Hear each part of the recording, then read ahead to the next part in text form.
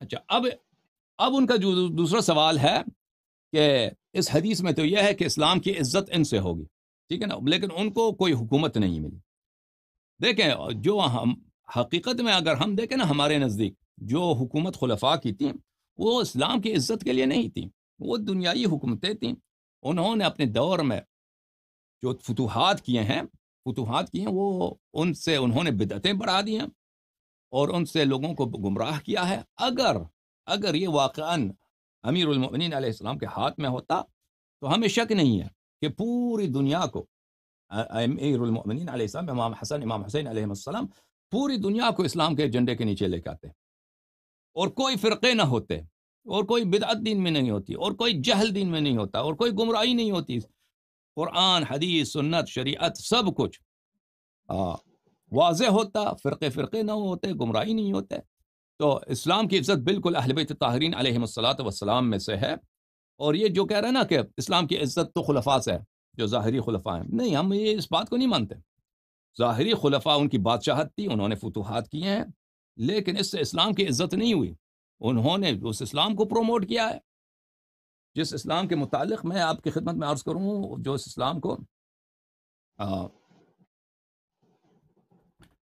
کے متعلق میں آپ کی خدمت میں عرض کروں کہ وہ آپ کی اپنی کتب میں اس طرح ہے۔ یہ کتاب ہے البخاری، بلکہ میں ایک اور حدیث آپ کو دکھا دوں۔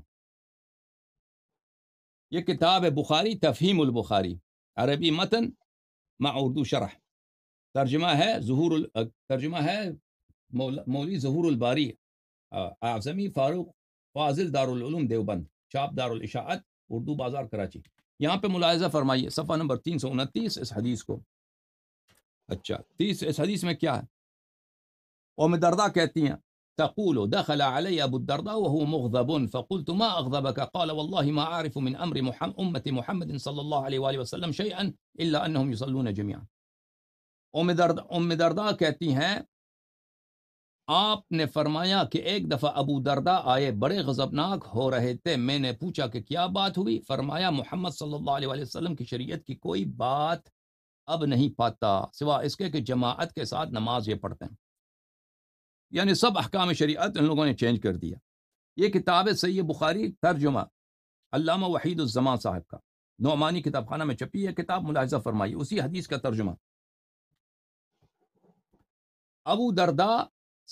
ام درداء کہتی ہیں ابو درداء میرے پاس آئے، وہ غصے میں تھے، میں نے پوچھا کیوں غصے میں ہو؟ انہوں نے کہا خدا کی قسم میں دیکھتا ہوں ان حضرت صلی اللہ علیہ وسلم کے وقت کا کوئی کام باقی نہیں رہا، بس یہ رہ گیا کہ لوگ مل کر نماز پڑھ رہے ہیں۔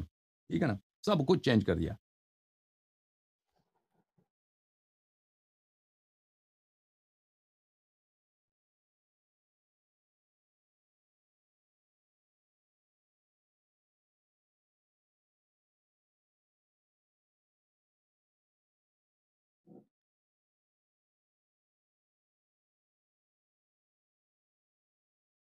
یہ کتاب ہے شرح صحیح بخاری لابن بطال، جزء ثانی، چاپ مکتبۃ الرشد الریاض۔ یہاں پہ ملاحظہ فرمائیے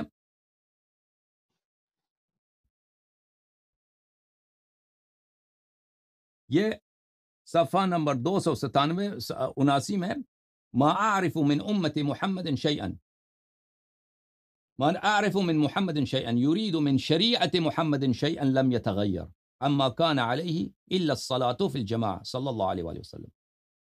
میں امت محمد صلی اللہ علیہ وآلہ وسلم کی کوئی بات کو نہیں مانتا۔ اس کا مراد کیا ہے؟ یعنی شریعت محمد صلی اللہ علیہ وآلہ وسلم کی کوئی ایسی بات کو نہیں جانتا جس کو انہوں نے چینج نہ کیا ہو، مگر یہ کہ بس نماز جماعت رہ گئی ہے۔ یہ کتاب ہے، معاف کیجیے، ابن بطال کی تو دکھا چکے ہیں، فتح الباری ابن حجر کی، چاپ دار المعرفہ۔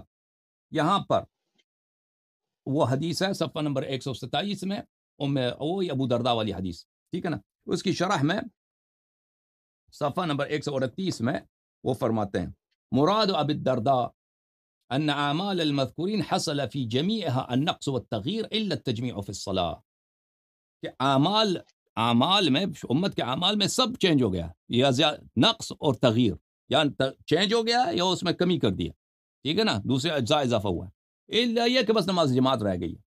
تو ٹھیک ہے نا، خلفاء نے جو کیا ہے وہ اسلام چینج کر کے ہمیں دیا۔ اسلام چینج کر کے دیا، ٹھیک ہے نا، اس سے اسلام کی عزت نہیں ہے، اس نے اسلام سے سب سے بڑی خداری ہے. اور اس طرح کے آپ کے کتب میں بہت ہے بھائی، میں مزید آپ کو دکھاؤں، بلکہ یہ کافی ہے. جی جناب، مزید کوئی حکم؟ تو علامہ صاحب یہ پھر جو 12 جو ائمہ ہیں ان کو تو خلافت نہیں ملی، ان کو پھر آپ کا کیا عقیدہ ہے؟ وہ جو رجت نہیں، والا عقیدہ آپ اس کو سمجھتے ہیں یہ ہوگا حکم پورا؟ خلافت سے مراد کیا ہے؟ خلافت سے مراد ایک دفعہ حکومت دیتے ہیں. خلافت کے لفظی معنی حکومت تو نہیں ہے. خلافت کا مطلب ہے جانشینی. خلافت کا مطلب ہے سکسیسرشپ، جانشین. آپ جو ہے نا، استاد اگر کمرے سے چلا جائے، ایک شاگرد کو اپنا جانشین بنا دے تو اس کا خلیفہ ہے. حضرت موسیٰ علیہ الصلوۃ والسلام جب پہاڑی پہ گئے تھے، کوئی طور پہ گئے تھے، ان کے پاس حکومت نہیں تھی، وہ کوئی حاکم نہیں تھے اس زمانے کے، وہ نبی تھے. کوئی فوج، کچھ خزانہ، کچھ بھی نہیں تھا. انہوں نے اپنے بھائی حضرت ہارون علیہ السلام سے کہا اخلفنی فی قومی، تو میرا جانشین بن اس بنی اسرائیل میرے قوم میں، ٹھیک ہے نا. تو خلافت کا مطلب ہے جانشینی.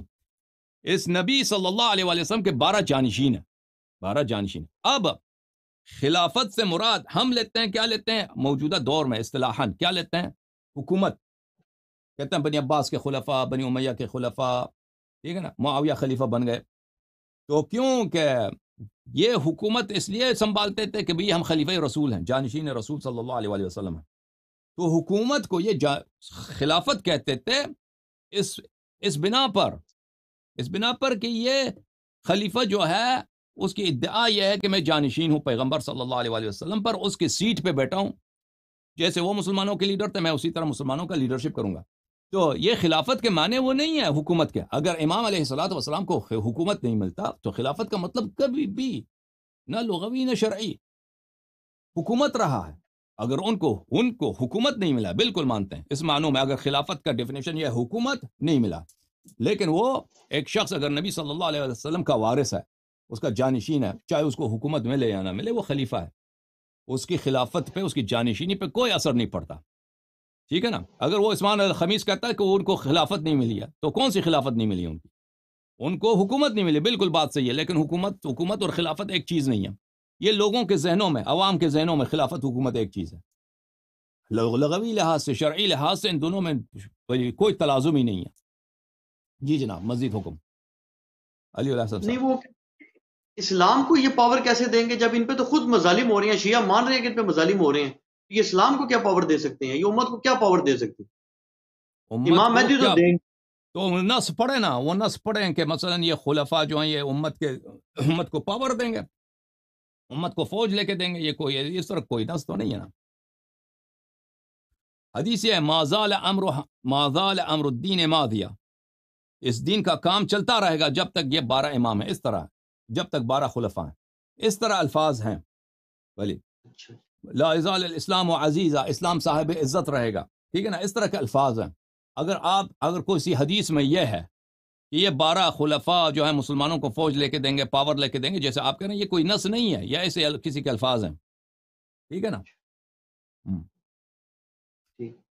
اگر اس طرح کا کوئی الفاظ بھی ہوں تو جس طرح ان لوگوں نے تخطیق کیا اس روایت کو، بالکل بے فائدہ بنا دیا. یعنی امامت کے مسئلے پر، امارت خلافت کے مسئلے پر ایک حدیث کہ 12 امام ہوں گے، بھائی نام بتا دیں، وہ نسب بتا دیں، کوئی کہ اختلاف نہ رہے نا. وہ تو سب مٹا دیا، یہ بے فائدہ کر دیا. تو جو اس طرح بے فائدہ کر سکتا ہے وہ آگے پیچھے سے وہ بھی ٹویک کر سکتا ہے، اس کو چینج کر سکتا ہے، ٹھیک ہے نا.